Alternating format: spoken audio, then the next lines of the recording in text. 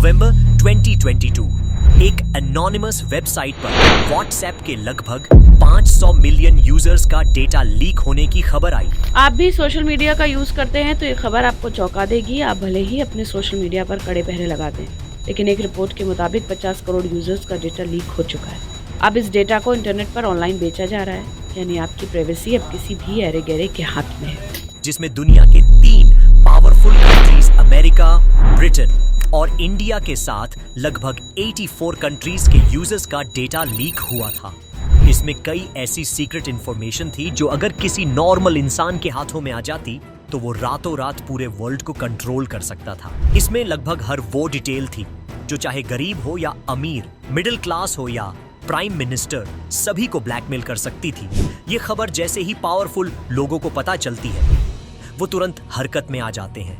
रातों रात कई ऑपरेशंस कंडक्ट करवाए जाते हैं। कई साइबर सिक्योरिटी ऑफिसर ये ढूंढने में लग जाते हैं कि यह डेटा आखिर लीक किसने किया है और दुनिया की इतनी बड़ी कंपनी से ये डेटा कोई चुरा कैसे सकता है। इस खबर के मीडिया में आ जाने से व्हाट्सएप के शेयर में गिरावट आना शुरू हो जाता है, जिससे व्हाट्सएप को बहुत ज्यादा नुकसान हो रहा था। इसलिए व्हाट्सएप की बड़ी अथॉरिटीज ये फैसला लेती है कि वो लोगों को ये बोल देंगे कि उनके यहाँ से कोई डेटा चोरी नहीं हुआ। एंड होता भी यही है। व्हाट्सएप हड़बड़ी में आकर इस बात से साफ इनकार कर देता है कि उनके तरफ से कोई डेटा लीक हुआ है। तो लोग व्हाट्सएप पर भरोसा करते थे, इसलिए वो शांत हो जाते हैं। फिर भी लोगों को कहीं ना कहीं ये लग रहा था कि उनसे झूठ बोला जा रहा है, बट उनके पास कोई और चारा भी नहीं था। ये मामला शांत हो ही रहा होता है कि तभी एक सनसनीखेज खुलासा होता है, जिसमें दावा किया गया था कि जितने डेटा सेल किए जा रहे थे वो रियल थे, और तो और वो व्हाट्सएप के यूजर भी थे।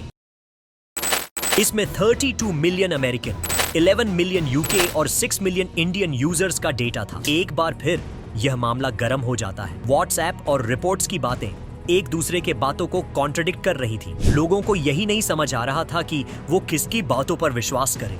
और तब ऐसा कुछ हुआ जिसने मेरे होश उड़ा दिए और आपको भी हैरान कर देगा। इसलिए वीडियो के अंत तक बने रहिए। व्हाट्सएप के वर्ल्ड वाइड लगभग 2 बिलियन यूजर्स हैं। इतने बड़े डेटाबेस से कंपनी पर जिम्मेदारी बहुत ज्यादा बढ़ जाती है। इसको निभाने के लिए एक रिस्पॉन्सिबल पर्सन को यह काम दिया जाता है, बट अनफॉर्चुनेटली यह अब एक ऐसे आदमी के हाथों में है जो मेरे, आपके, हम सब के डेटा को बेच सकता है, वो भी चंद पैसों के लिए। बट क्या है ना फ्रेंड्स, ये हालत हमेशा से ही इतनी खराब नहीं थी, बिकॉज व्हाट्सएप के फाउंडर जॉन कूम का सपना था कि वो कोई ऐसा ऐप बनाए जो आम लोगों के मैसेजिंग प्रॉब्लम को फिक्स कर सके। बिकॉज उस समय पर बहुत सारे लोग अब इंटरनेट का यूज करने लगे थे अपने डे टू डे लाइफ में। जॉन कूम ने देखा कि लोगों को एक फीचर एसएमएस का बहुत पसंद आ रहा था, एंड लेटर को धीरे धीरे अब एसएमएस ही रिप्लेस कर रहा था। बट एसएमएस से एक प्रॉब्लम थी कि जो भी एसएमएस भेजना होता था उसके लाइफ एसएमएस कंपनीज कुछ अमाउंट बैलेंस से कट कर लेती थी, जो लोगों को काफी फ्रस्ट्रेटिंग लगता था। बाकी एप्स जो उस टाइम मार्केट में थे, उनमें से ज्यादातर या तो सिर्फ उनके खुद के डिवाइस में काम करते थे या फिर कुछ चार्ज लिया करते थे। जॉन कूम ने सोच लिया था कि वो इन्हीं सब प्रॉब्लम को सॉल्व करेंगे, बट काम पूरे कहाँ होते हैं जब तक उसमें कोई दिक्कत ना आ जाए। दरअसल क्या हुआ ना, 2007 में एप्पल ने भी इसी सेम प्रॉब्लम को समझा, और क्योंकि वो पहले से ही काफी बड़ी कंपनी थी तो उसने इस प्रॉब्लम का सॉल्यूशन भी जल्दी ही निकाल डाला।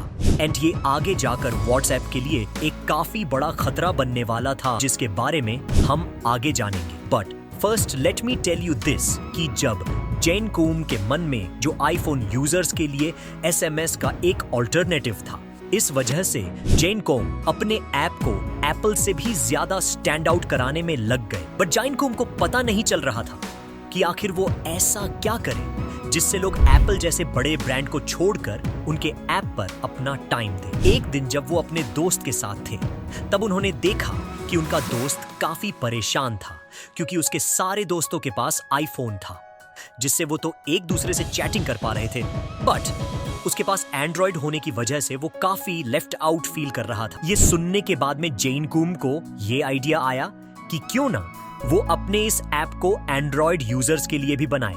एक दो लोगों से बात करने के बाद वो अब श्योर हो चुके थे कि उन्हें अपने ऐप में क्या चेंजेस करने हैं।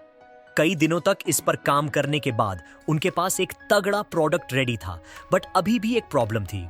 व्हाट्सएप बन तो रेडी हो गया था, बट उनके पास इतनी सोर्सेज नहीं थे कि वो इसे बड़े लेवल पर लोगों को दे पाए। इसीलिए जायंट कूम फंडिंग खोजने निकल पड़े। इस रास्ते में उन्हें बहुत लोग मिले जिन्होंने उनसे कहा कि उनका ऐप सही नहीं है, वो इस बिजनेस में सफल नहीं होंगे।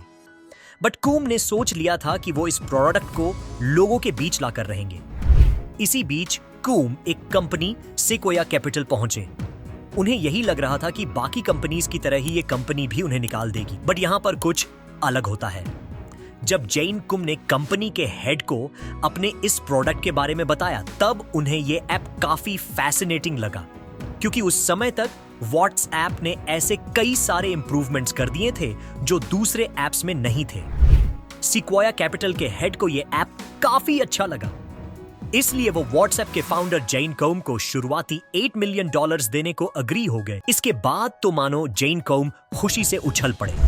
अक्टूबर 2009 में जैन कौम को स्टार्टिंग फंडिंग मिल गई। व्हाट्सएप लॉन्च होने के लिए रेडी था। नवंबर 2009 को व्हाट्सएप फाइनली लॉन्च हो गया एंड मात्र एक हफ्ते में इसके 1 लाख प्लस यूजर्स हो गए। अब इसके बाद क्या लगता है? क्या व्हाट्सएप ने इसके बाद खूब पैसे छापे होंगे? नहीं, व्हाट्सएप ने लोगों में कनेक्टिविटी बढ़ा दी, इसके बदले उन्हें लोगों से बहुत सपोर्ट मिला। बट यहां आता है एक ट्विस्ट। 2011 में व्हाट्सएप 1 बिलियन यूजर्स टच कर चुका था। हाँ, ये जरूर हो गया था कि इमर्जिंग जो न्यू ऑडियंस थी मार्केट में, उसे व्हाट्सएप के फीचर बहुत अच्छे लग रहे थे और अब उन्हें फर्क नहीं पड़ता था कि उनके दोस्त कौन सा डिवाइस यूज कर रहे हैं। व्हाट्सएप ने लोगों में कनेक्टिविटी बढ़ा दी, इसके बदले उन्हें लोगों से बहुत सपोर्ट मिला। बट यहां आता है एक ट्विस्ट। 2011 में व्हाट्सएप 1 बिलियन यूजर्स टच कर चुका था, बट जैन कुम के पास कोई रास्ता नहीं था कि वो व्हाट्सएप को मोनेटाइज कैसे करेंगे। और तो और वो ये भी नहीं चाहते थे कि लोगों का डेटा लीक हो या फिर उन्हें कोई एड्स फेस करना पड़े। कई कोशिशें करने के बावजूद भी उन्हें कोई ऐसा तरीका नहीं दिखा जिससे वो व्हाट्सएप को एक अच्छे इनकम सोर्स में कन्वर्ट कर पाए। जैन कूम के कई ट्रायल्स के बाद भी उन्हें कोई तरीका नहीं मिल रहा था जिससे वो लॉस कर रही कंपनी को प्रॉफिट में चेंज कर पाए। व्हाट्सएप एक टोटली लॉस मेकिंग कंपनी थी। दूसरी तरफ कंपेटिटर्स लाइक टेलीग्राम भी आ रहे थे। आपको याद होगा कि मैंने आपको पीछे बताया था कि व्हाट्सएप ने 1 बिलियन यूजर्स टच कर लिया था। That was only because of investment. But जब भी कोई किसी कंपनी में इन्वेस्ट करता है तो उसे बदले में प्रॉफिट चाहिए होता है, जिसमें जैन कूम नाकाम रहे। उनके ऊपर प्रेशर बढ़ रहा था बिकॉज इन्वेस्टर्स चाहते थे कि जैन कूम व्हाट्सएप को मोनेटाइज करे, बट कूम ऐसा करने से मना कर देते हैं। तभी इस स्टोरी में एक नया कैरेक्टर इंट्रोड्यूस होता है, the one and only beast, mark Zuckerberg. Mark Zuckerberg पर मल्टीपल टाइम दावे किए गए हैं कि वो लोगों का डेटा लीक करता है। फेसबुक के स्टार्टिंग में मार्क जकरबर्ग ने अपने दोस्त से कहा था कि उनके पास कई हजार लोगों का डेटा है जो उन पर पता नहीं क्यों बहुत विश्वास करते हैं और उनका मोबाइल नंबर, एड्रेस सब देने को तैयार है। Cut to the timeline. Market में व्हाट्सएप के खिलाफ कंपटीशन बढ़ रहा था। इन्वेस्टर्स का भी प्रेशर जैन कूम पर बढ़ रहा था। इस पॉइंट ऑफ टाइम पर फेसबुक ने उनसे कहा कि वो व्हाट्सएप को सेल कर दे। सैडली बट व्हाट्सएप के पास कोई और ऑप्शन नहीं था एंड अल्टीमेटली 2014 में फेसबुक ने एक लॉस मेकिंग कंपनी व्हाट्सएप को अक्वायर कर लिया, वो भी $19 बिलियन का अमाउंट देकर। नाउ आप खुद सोच सकते हो कि क्यों ही कोई एक लॉस मेकिंग कंपनी को इतना बड़ा अमाउंट देकर खरीदेगा। ऑब्वियसली जब उसका कोई बड़ा फायदा हो रहा हो then money. But Jan Koum Facebook में इंडिपेंडेंटली काम करते रहे as a CEO of WhatsApp. Koum का सबसे बड़ा फोकस था यूजर्स के डाटा पर, लेकिन जब से फेसबुक ने व्हाट्सएप को एक्वायर किया था, यूजर्स का डेटा उनका सेकंड प्रायोरिटी बन चुका था। बोर्ड के लोग कंसिस्टेंटली इस बात पर फोकस देने के बजाय कि व्हाट्सएप के यूजर बेस को सिक्योर कैसे किया जाए, इस बात पर फोकस कर रहे थे कि व्हाट्सएप को मोनेटाइज कैसे किया जाए, जो देखकर कूम को अच्छा नहीं लगा एंड इसीलिए उन्होंने एक बड़ा फैसला लेने का सोचा कि वो व्हाट्सएप को हमेशा के लिए छोड़ देंगे। होता भी वही है। 2018 में काउम ने CEO के पोजीशन से रिजाइन कर दिया। इसके बाद काउम ने बहुत सारे रीजंस बोले कि वो यूजर्स के प्राइवेसी का बिल्कुल भी ध्यान नहीं रख रहे, वो बस व्हाट्सएप को जल्दी से मोनेटाइज कराना चाहते हैं। 2018 में कौम के निकलने के बाद अपने डेटा को लेकर लोगों में कंसर्न जगाने के कौम ने स्पीचेस दिए एंड इसी बीच कई ऐसी खबरें आई कि व्हाट्सएप का डेटा लीक हो गया, जिस वजह से व्हाट्सएप का यूजर बेस पहली बार गिरा हुआ दिख रहा था। अब ऐसा जरूरी नहीं है कि व्हाट्सएप ने 2022 की घटना को मानने से इनकार कर दिया तो वो गलत ही होगा। बाकी आगे की मैंने आपको पूरी स्टोरी बता दी है, अब आप खुद समझदार हो। सब्सक्राइब करें और ऐसी वीडियोस के लिए।